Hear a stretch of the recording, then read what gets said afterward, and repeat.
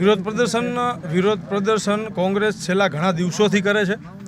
આ બહેરું અને મૂંગા તંત્રને જગાડવાનો પ્રયાસ અમે અનેક પ્રયાસો કર્યા છે કોંગ્રેસ પક્ષ તરફથી। મોરબીની અંદર ગંદકીનું સામ્રાજ્ય છે।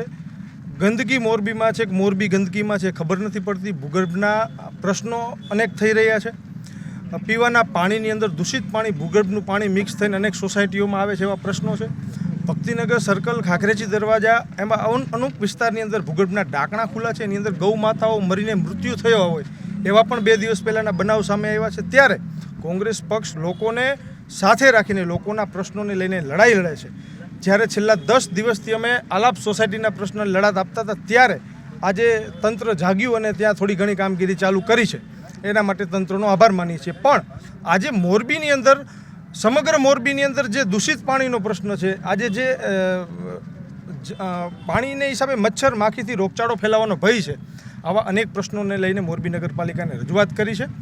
જ્યારે આ તંત્ર કોઈનું સાંભળવું જ ન હોય એ રીતના વર્તન કરીને અહીંયાના ચીફ ઓફિસર ક્યારેય પણ અમારી રજૂઆત સાંભળતા નથી। ત્યાંના કોઈ હેડ ક્લાર્ક અમારી રજૂઆત લખી લે છે અને સાંભળી લે છે।